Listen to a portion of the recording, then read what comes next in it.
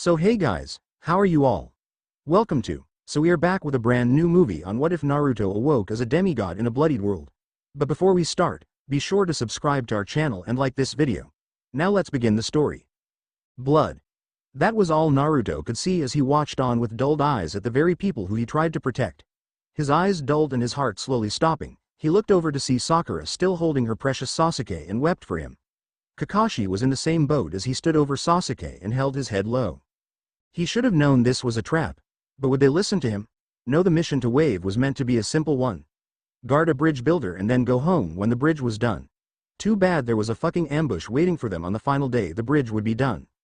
So here he was. Lying in a pool of blood. Zabuza's sword sticking out his back. So this was how he'd die. A child that was abandoned at birth and one that will remain as such until he died. Do you want to live? Came a voice from inside his head that sounded to be that of a female's voice. Do you want to live? It came again. I do, replied Naruto weakly. Then accept the power. Become the nightmare of all. Return to who you were, said the voice, and Naruto's body caught alight. The people gathered turned and found the blazing body of Naruto. Unholy black flames that flared with so much hatred and rage they looked to be that of a demon's flames. Groaning as he got up from the floor. Slowly sliding up the sword that was impaled in him, he growled as his blood gushed out from it. Finally having the blade removed, Naruto's eyes shot open and behold, they were glowing a pure blue color as tribal tattoos burned their way onto his skin with his hair turning a charcoal black. His fatal wound closed in a matter of seconds and what looked to be a strange demonic gauntlet burst to life on his left arm. In it was what looked like a flame that was burning brown. Turning to look at the sword that was still in the ground which had impaled him, he grabbed the handle and watched as his powers turned it into something more different. The handle was now a full black with a matching blade. As well as a sheath appeared on the floor in a vortex of flames. The sword then changed shape and became a very badass-looking okatana. Picking up the sheath, Naruto in his frenzied state turned to Gato, who was now shitting himself. Taking the blade and sheathing it, he got into a stance that looked to be ready to draw the blade. Which he did. But he did it so fast all you saw was a flash of black steel and then it was back in the sheath, but not all the way in. Naruto then slowly sheathed it, and when the click was heard, several of Gato's men's heads slid off their shoulders and dropped to the floor with a common thud. Everyone gathered was so shocked at what they saw, but Gato decided to get the hell out of there. But as he took a step the other way, he was cornered by what looked like small little demon things. Their skin matched the same as the flame dancing in Naruto's gauntlet. "Master, what are your orders?" asked one of the Browns. "Kill him," said Naruto as his eyes went from a pure blue to a demonic red. The Browns did just as their master commanded them to do. 4 Browns grabbed Gato's limbs and began to have a nice game of tug-of-war. Gato's screams were music to Naruto's twisted, frenzied mind. Seeing them slowly pull the man apart, Naruto felt he should at least test his new powers out. Especially the new katana he had. The blade in its sheathed form just screamed power and destruction. But he felt there was more to his new powers. "Wait," ordered Naruto, and Browns groaned at having their fun removed. Thrusting his hand out in front of him, he watched as lightning began to arc all over his hand. His nails grew into claws and his one eye gained black veins in them. Getting his bearings right and judging on how much he had to fire the bolt, he fired it. "Devil's curse," he shouted as the bolt was fired. The bolt hit Gato square in the chest. Thinking it was slowly destroying him, Gato screamed in absolute pain, but after a few minutes, he felt nothing. Smiling evilly as he got up and pushing his sunglasses up, he eyed Naruto. "Nice try." That was Path. He didn't finish as he felt his heartbeat at an irregular pace. Dropping his cane and clutching his chest, he began to sweat up a storm as tattoos slowly crept over his skin, turning his skin from a white to a midnight black. But that was when the real horror played out. With his skin now full black, and his heart accelerated, his skin began to fall off in chunks of flesh, dropping onto the floor as he began to scream in pain from what Naruto had done to him. "Why, you bastard!" he shouted as he death-glared Naruto. "Devil's curse. The ability to corrupt an individual to where his skin becomes nothing but rotten lumps of nothing," said Naruto, shocked that he actually knew what the spell he just did. "Please. Save me, I'll give you anything you wish," begged Gato, only Naruto to draw his katana and slice the wind with it. Slowly sheathing it, Gato knew he was done for. Hearing the click, his body exploded with a volley of blood and gore going everywhere. "Well, that's that," said Naruto as his form vanished and he was back in his regular body. Swaying from side to side, he dropped to the floor, but the tribal tattoos stayed on his body. Think of the tattoos from Iwari no Seraph when Yu uses Asuramaru's power. Picking up Naruto, Kakashi found him to be slightly more different. There was a feeling that there was another presence. Something that felt so strong it wouldn't even be considered human anymore. It wasn't the Kyuubi, as Kakashi knew from experience what the Kyuubi's chakra felt like. This was more dense, more powerful. He also grabbed the katana which laid by Naruto's side. Telling Sakura to take Sasuke to Tazuna's house, they walked back to the house. Laying Naruto on the couch, he began to assess the child's body. The tattoos were a sure sign that there was something wrong with him. Finding no form of the sword apart from the sheer feeling coming off him, he decided to do some research on what was wrong with him. Leaving the house and going to the library in the village, he walked out with Sasuke. Waking up with a groan, he pulled himself up to find he was in one of the rooms in Tazuna's house. He spotted Sakura sitting by the bed and wondered how he got here, so he tapped Sakura to break her out of her trance. "What happened?" he asked. "You were passed out and the thugs as well as Gato is dead, as well. Naruto Baka is sleeping. He is so useless," she said. Dumb bitch." "Okay," said Sasuke as he got up and made his way downstairs, only to see Naruto covered in what looked to be flames that burned with a furious nature. But they didn't look to be hurting him. They more looked to be assessing him. The flames were a blue color and his tattoos also glowed along with the flames. Sasuke could feel the sheer strength the flames held and felt his blood boil. How could one person have so much power which rightfully belonged to him? He deserved that power. Not this asshole. Walking over to the flames, he reached out only to watch them lash out at him. Rearing his hand back, he took notice of the nice katana that leaned against the couch he lay on. Smirking at the fact that the sword should belong to him, he walked over to it. But as he reached out for it, 4 green minions came out of their cloaked positions and surrounded the blade. They glared ice-cold daggers at the assailant and bared their teeth. "Leave our master's weapon," they growled. "That sword belongs to me. As well, serve me and you'll gain more than you could ever imagine," said Sasuke, smirking like he was some sort of god. "You don't hold the markings. You are unworthy," said another of the minions. "You will serve me," shouted Sasuke as he went straight for the blade, only to feel a hand wrap around his arm. Looking at who it was, he paled as he looked at the very person he thought of as an idiot. "Don't ever touch my katana," said Naruto as his one eye caught a light with the flame being a brilliant red. "Don't order me Dobi," said Sasuke as he broke Naruto's grip on him and reached for the sword, only to have a bolt of lightning hit his hand and electrocute him. "That is a warning. Never touch this sword. If you fail to learn, I'll destroy your body in ways you couldn't even imagine," said Naruto as he picked up the blade. "As if," snorted Sasuke as he walked off, a few sparks of lightning arcing around him still. Deciding to get to know what he had become, he sat down and began to meditate. Entering his mindscape, he came face to face with his inmate, the Kyuubi no Yoko. "So, the young master returns. What can I do for you?" asked the gray beast. "You know quite a bit on what I have become. What has happened to me?" queried Naruto. "I think I can explain that," boomed another voice inside of Naruto's mind. Coming into the clearing was a beautiful woman. She had a very curly and generous body, topped with DD cup breasts and a perfect hourglass figure that any woman would kill to have. She had blood-red hair and what looked to be blazing red eyes similar to his left eye. She wore a black kimono that came down to her knees and she had claws for nails. She also had blood-red lipstick on and had a heart-shaped face. "Who are you?" asked Naruto, not knowing who this woman was. "Yami-sama. What brings you here?" asked Kyuubi as he bowed low to the ground to the demon goddess. "Wait, you're Yami?" asked Naruto, clearly seeing that she fitted the description well. "There's more to the story. I'm also your mother," said Yami, making Naruto shoot back a few feet with so many questions going through his mind. What? Was all he could say as he had a hard time believing this woman, a goddess at that, was his mother. "I'm your mother, Sochi. Your father was a human man I fell in love with. I'm truly sorry for not being there for you," said Yami, now tearing up at the fact that her son went through hell. "Then if you're my mother, how come I don't remember you, or my father for that matter?" said Naruto as he scratched his head. "Your father? Why didn't that bastard tell you?" growled Yami as she made her hands into fists in rage. "Who was my father?" asked Naruto. "His name was Inishi. He was given your sword by his father. Somehow he managed to imbue the katana with a very powerful ability which has the ability to cut time and space itself. The very blade was so powerful it sliced straight into my realm, and for some reason he made his way to where I lived. Long story short, we started dating, and pretty soon, we got married. Then I gave birth to you," said Yami, making Naruto go wide-eyed. "Why wasn't I told any of this?" asked Naruto. "Dunno, but I know for a fact that I'll kill the people who did this," growled his mother. "Don't need to. I've got these gremlin things and they're badass as hell, said Naruto smirking.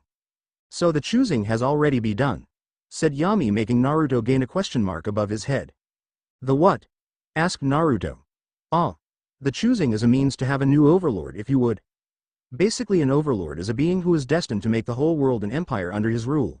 It is your job to go and gather as many forces as you can and make them your followers.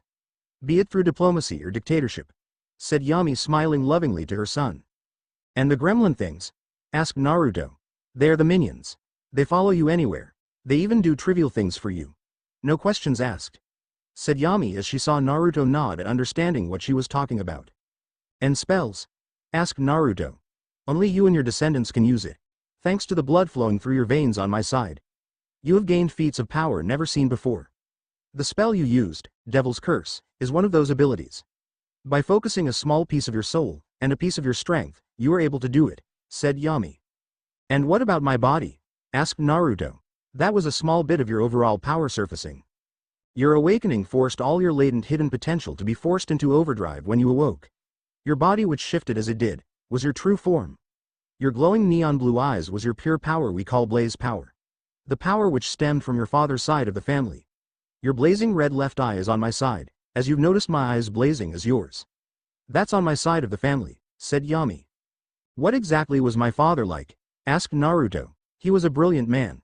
He came from a dead line of legendary beings. They called themselves heroes.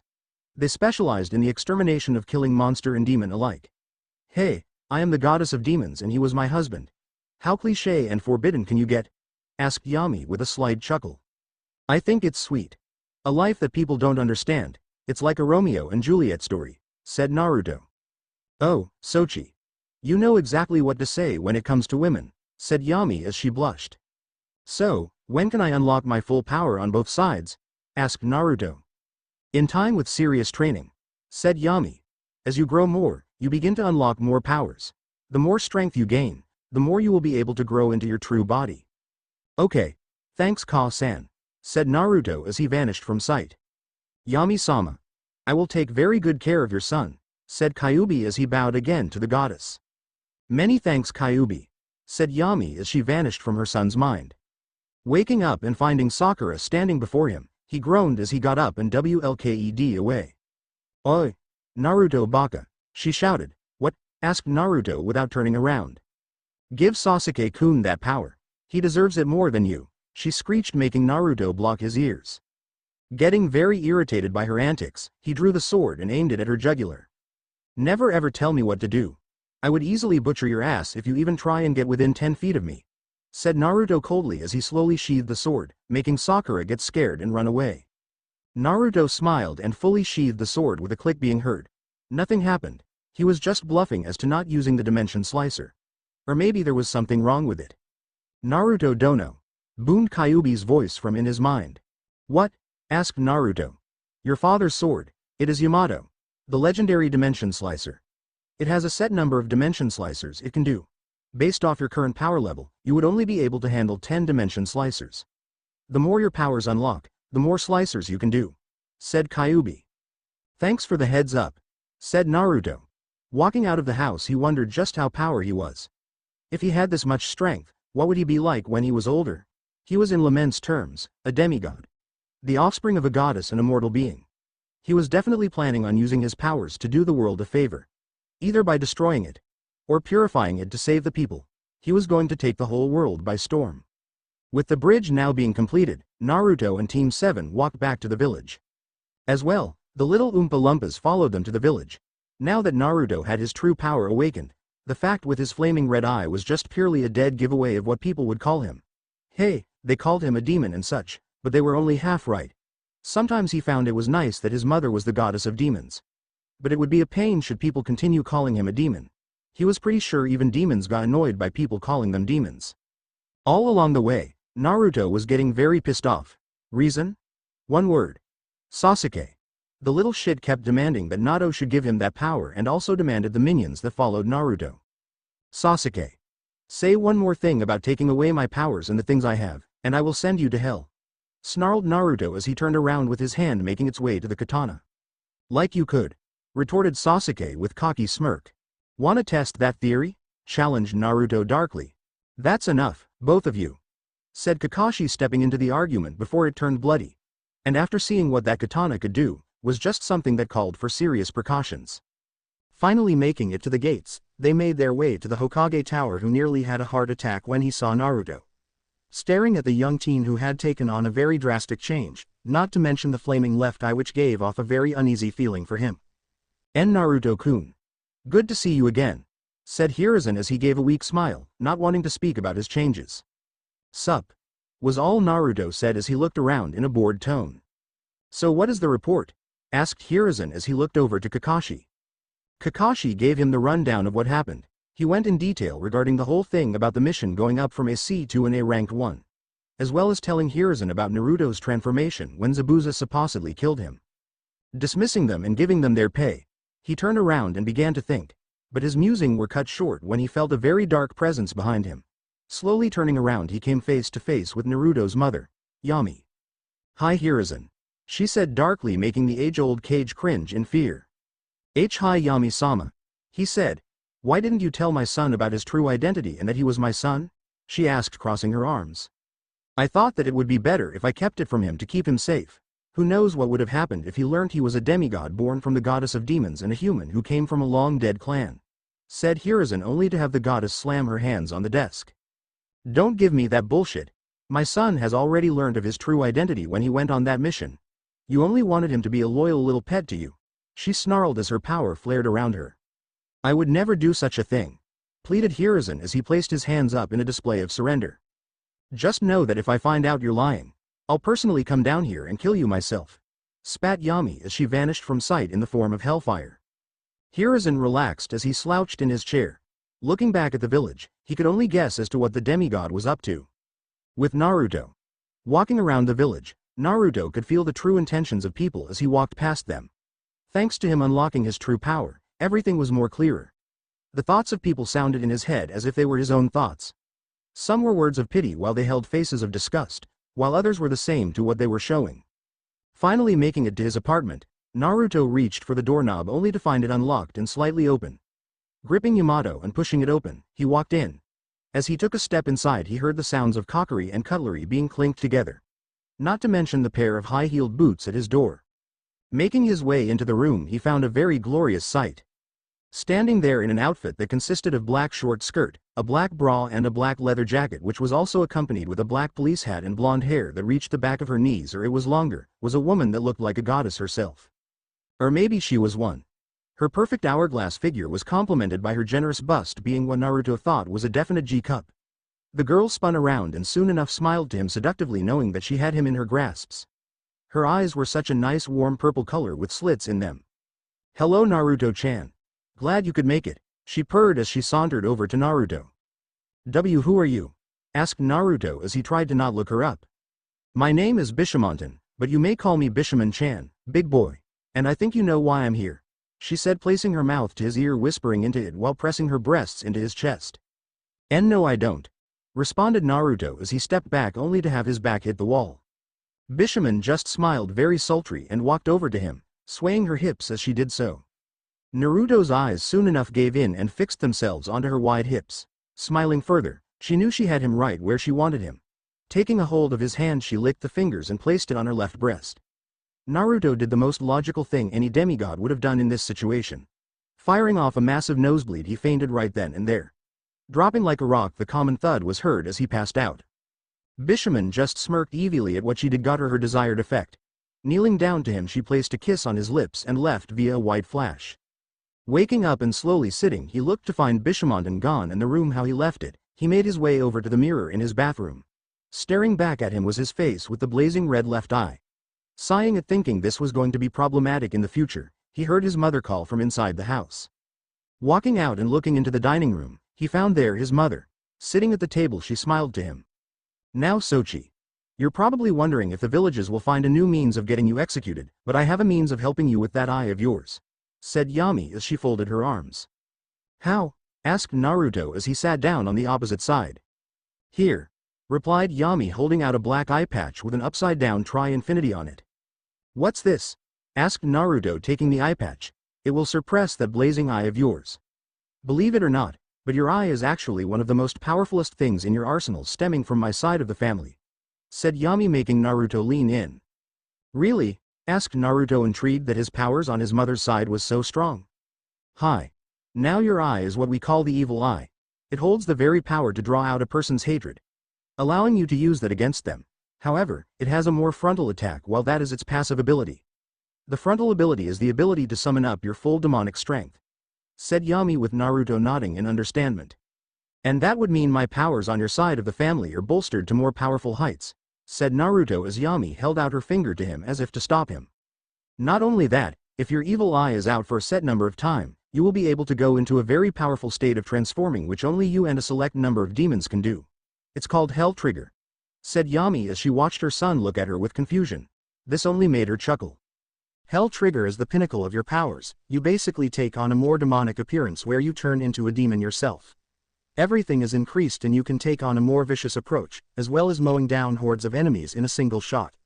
Each person's Hell Trigger works differently, and depending on the situation will determine the best solution for the use of one's Hell Trigger, said Yami. "So I can go into this form wherever I wish?" asked Naruto very excitedly at the power he had.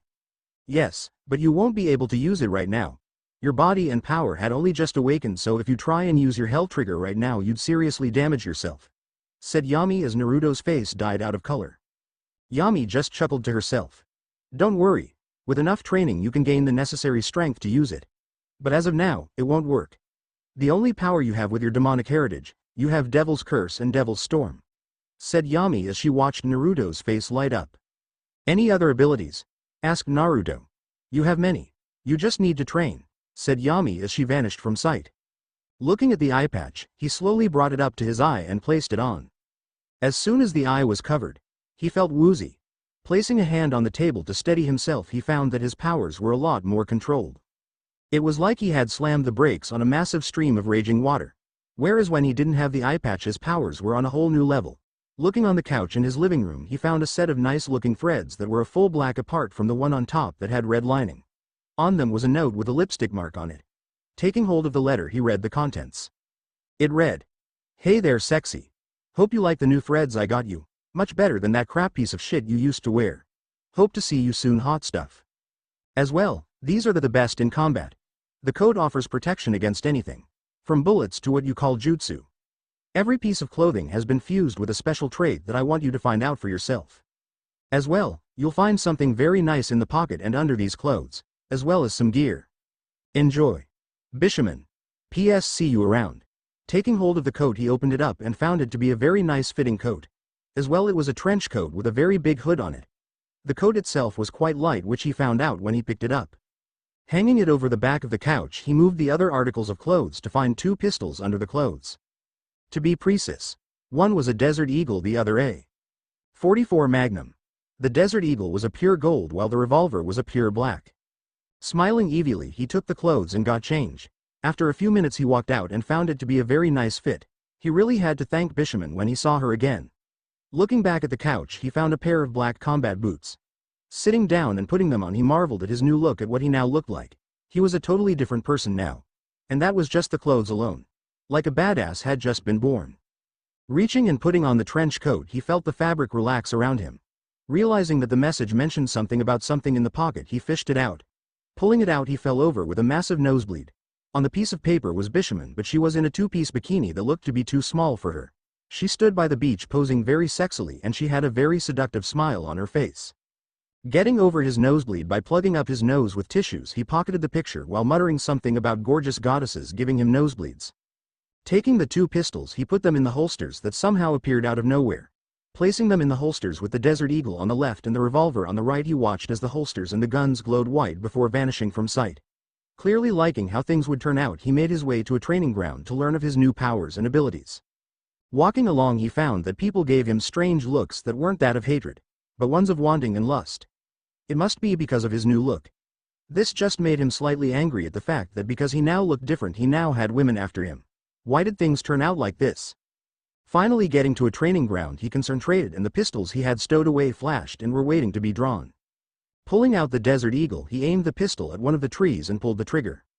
Finding the weapon had no recoil but the substantial amount of firepower if the training stump exploding wasn't anything to go by. Pocketing the eagle and pulling out the revolver, he took aim. Pulling the trigger, he found the bullet went slightly quicker than the one launched from the eagle, and it caused more damage than the other pistol. Looking inside the pistol by opening the cylinder, he found what looked to be 6 holes where bullets would go. There were 5 glowing rounds inside and one was empty. No doubt from when he fired the weapon. Pulling out the eagle, he opened the magazine and found 9 glowing bullets. Thinking about it, he thought that the weapons took small pieces of his power and created bullets. Smiling at this notion, he actually got a very big fright when he was tackled from behind and found Bishaman hugging him while rubbing herself against his back. "Hello, hello, hello," she squeaked as she nuzzled his neck. "Bishaman-chan, what are you doing here?" asked Naruto as he struggled to get the goddess off him. "I came here because I forgot to mention something about those pistols," she replied as she climbed off him, allowing him to get up. "What about them?" asked Naruto as he turned to look at her. "They take pieces of your power. Be it from your father or your mother's powers. They work either way. But you can also load them with regular bullets if you wish to conserve as much power as possible," said Bishaman as she crossed her arms. "So the guns will be able to do both types of damage," said Naruto as he watched Bishaman nod her head. "As well, Yami-san told me that you're the one who is the new overlord. Congrats," she purred as she walked over to him. "Okay. Thanks. Why'd I get the feeling you're going to tell me something?" said Naruto as he watched her stop an arm's length away from him. "It is customary for the overlord to take on more than one mistress. With this fact you can have any girl you want. But there is one thing I demand," she replied in a cold tone at the last part of her sentence. "And that is?" asked Naruto, clearly unfazed about her cold glare. "That I be your first," she replied, making Naruto shoot back a couple feet. "See, come again?" questioned Naruto. "I want to be one of your mistresses, as well I want to be your first. Can you handle that?" she purred as she licked her lips at the mere thought of them together. "Sigh, sure. Why not?" said Naruto as he gave in to defeat. "Good," she exclaimed as she tackled him again. "Now you should know that I don't play nicely with others. And I don't like other women who use you," she added as she licked his cheek and vanished from sight. "Damn. If I didn't know any better I'd say she wanted to get into my pants there," said Naruto as he got up and brushed himself off. Thinking it would be a good idea to create bullets just as Bishaman told him about the fact that pistols could take both ordinary rounds and supernatural bullets, he figured he'd need ordinary bullets if he would ever face the fact that he'd run out of power. Seeing an object on the ground, he picked it up and found that the object had some weight to it. The object itself was a bullet.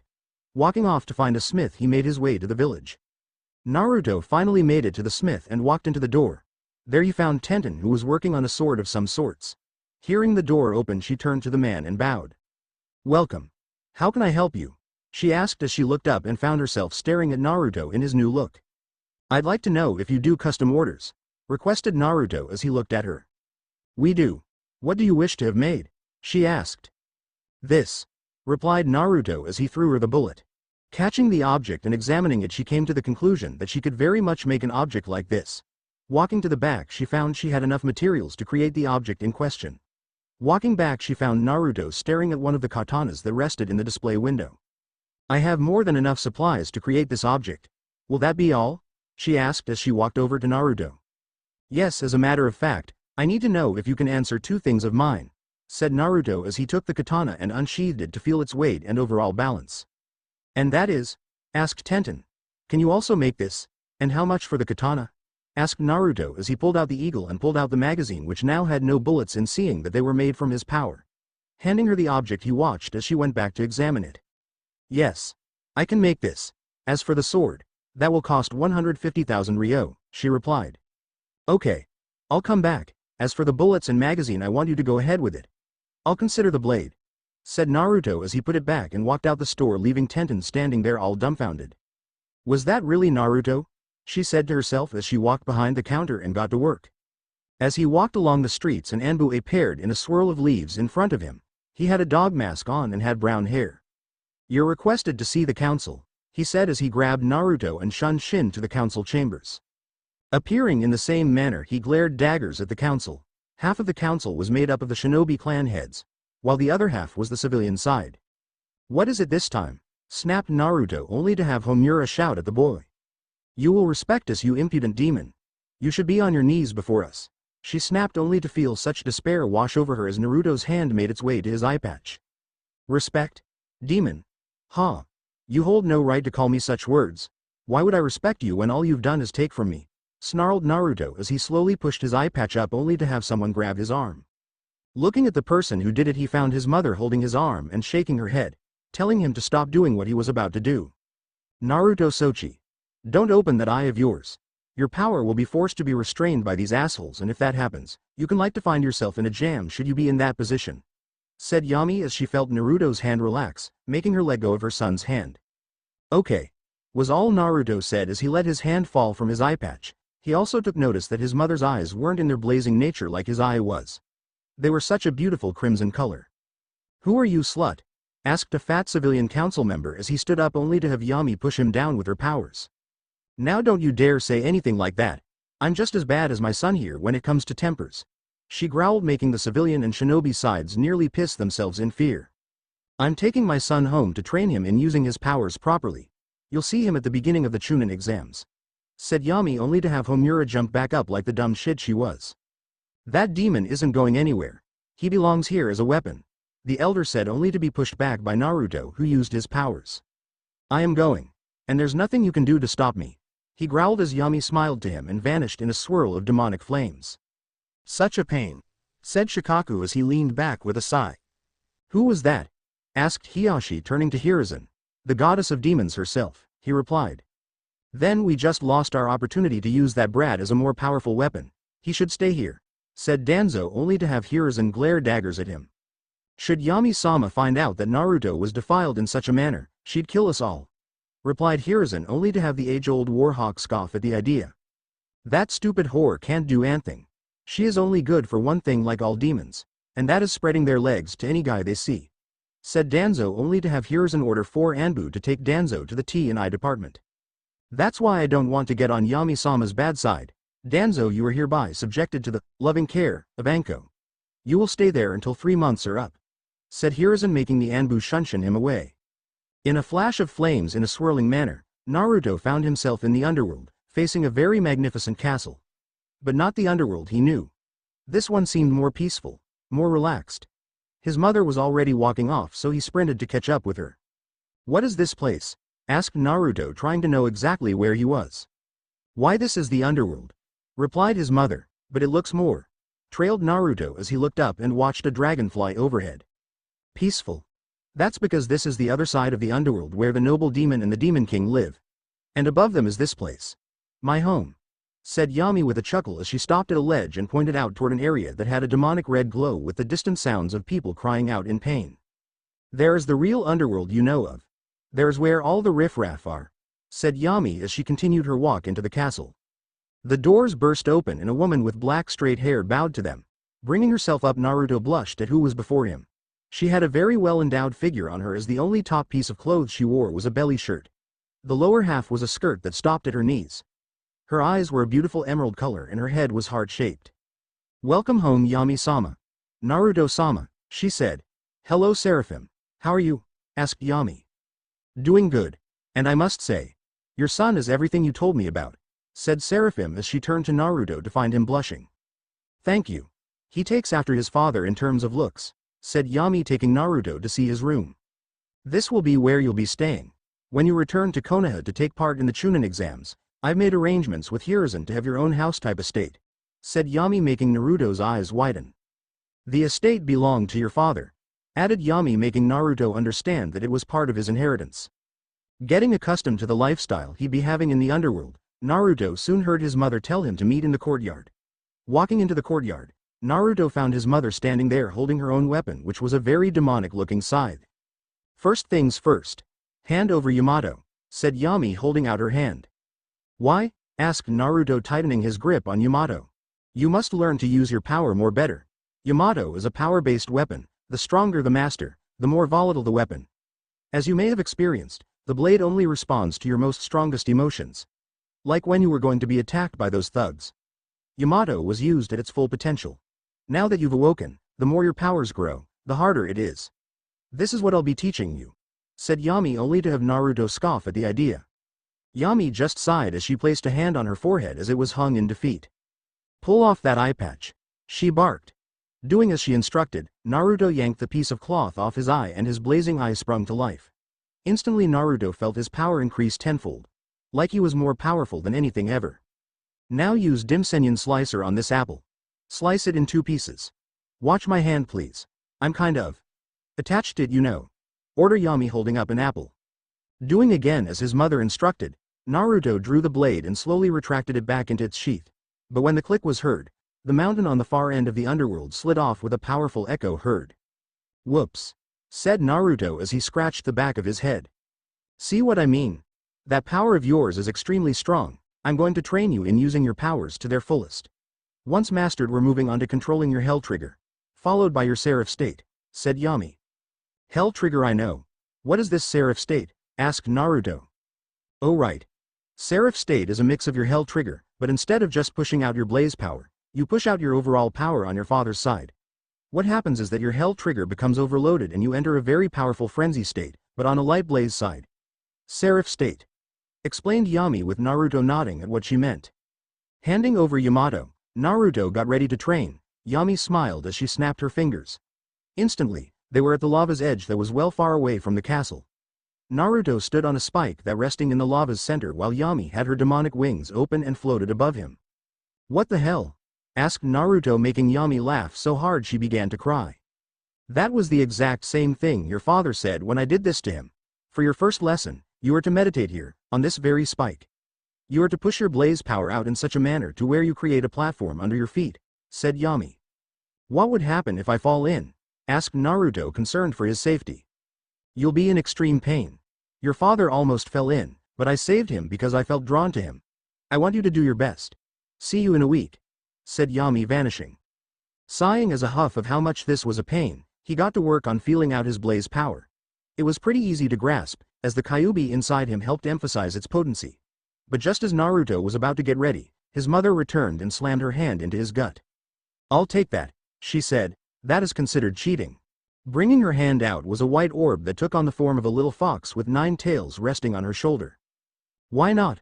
Whined Naruto as he struggled to hold up his platform that was now weak from having Kyuubi taken out of him. Because if Kyuubi remained in you, he'd be drawing out your blaze power without him knowing. You must do this without help, said Yami. Groaning but also agreeing with her, Naruto went back to concentrating on making his platform, and once again, Yami vanished from sight to be back in her castle balcony. Seraphim too watched as she watched what the young demigod could do. She also was slightly drawn to him. In Konoha, walking along the roads, we find a woman who was one of the most beautiful women in all of the elemental nations. Her blood-red hair flowed and played in the wind as she walked to the apartment of Naruto, not knowing he was gone.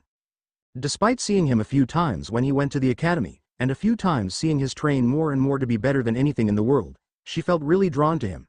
She knew it was wrong. An older woman lusting after a younger man. But she didn't care. She wanted him. As she walked along the road, she bumped into Naruto's bastard teammate, Sasuke.